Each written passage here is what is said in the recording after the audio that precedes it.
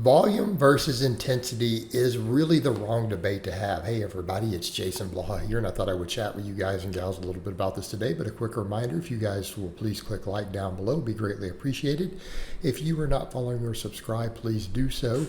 And if you would be so kind as to drop me a comment down below the video, I'd greatly appreciate it. Thank you so much. Let's get over to the topic. For some reason, this always comes up in bodybuilding circles. You don't ever see this in strength circles. Anyone notice this?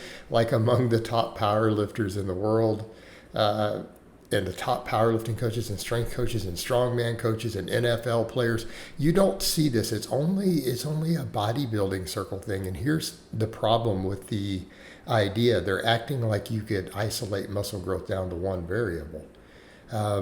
In terms of the external training, and you can't. So if we're going to even look at the topic, you have to understand what drives muscle growth, right? We're not necessarily talking about what drives your 1 rep max, although muscle growth is the key consideration. Most important variable you can affect. It's just that there's other variables that will increase strength too. Neural drive, technique, all this stuff. All right, what causes muscle growth? Mechanical tension on the muscle fiber. Okay, do we all understand this? And notice I didn't say on the muscle. We're talking about the muscle fiber. If you want a muscle fiber to grow, and there are millions and millions and millions of them even in your bicep, okay?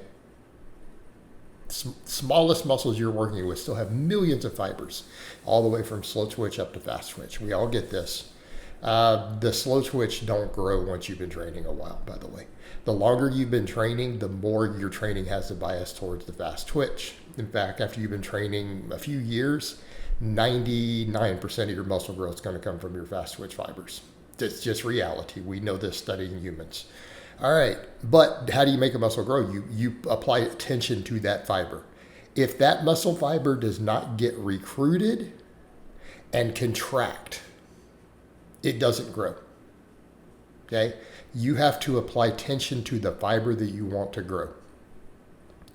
All right, so what does that mean? Well, that means that muscle's got to work hard. You have to have some form of progression present for difficult work to occur. In other words, your fastest twitch fibers only turn on when your body requires you to. Some of those fibers only work on certain muscles through certain ranges of motion or angles, right? Just like you see me doing a pullover there. Long head of the tricep doesn't always get fully recruited. There are parts of it that will not activate on a bench press or even a closed grip bench.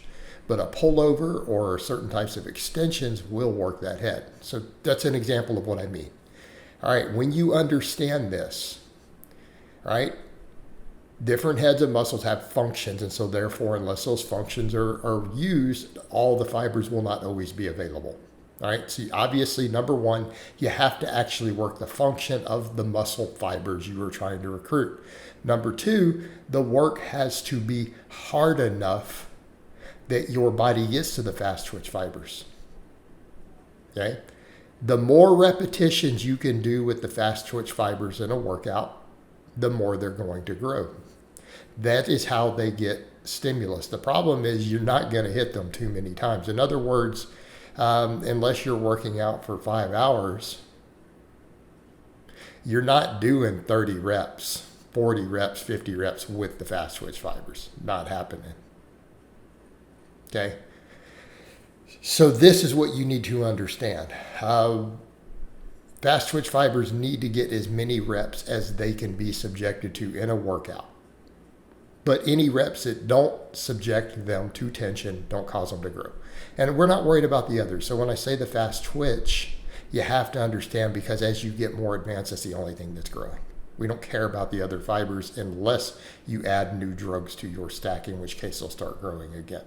If you're natural or you're not upping your dose, we don't care. All right. So back over to that point. You got to get tension to them. So do you guys understand why the volume versus intensity debate is ridiculous? Do we understand this? Intensity. If your intensity is high, you'll get to the fast twitch fibers for a much larger chunk of the set. We all get this. If your intensity is low, you're going to get to it possibly not at all in the first couple sets. As you accumulate fatigue, you will eventually get to it with really high volumes of training. Okay, again, does everyone understand this?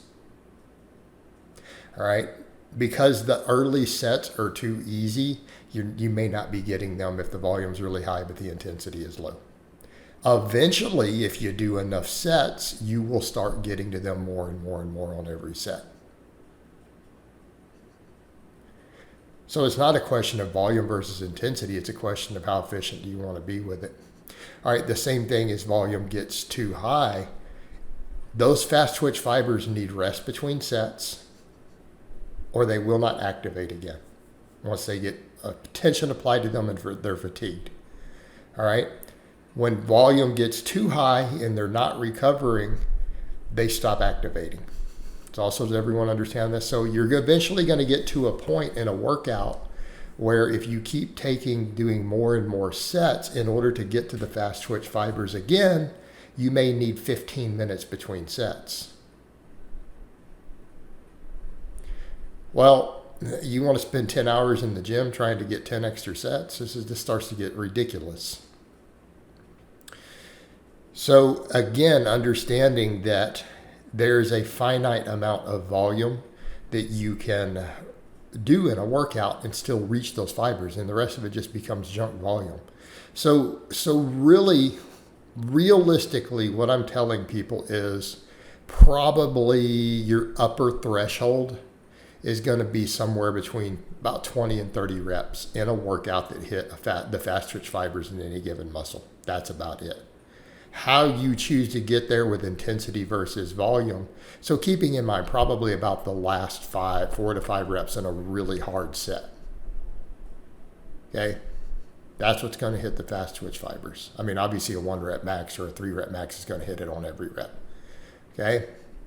But let's say you're doing 8 reps to failure, about the last 5. Okay. So that's about what you're looking at. About 20 up to about 30, and 30 is really pushing it. Quality reps, high quality reps in a workout for a muscle group, assuming you are working the functions necessary to reach those fibers.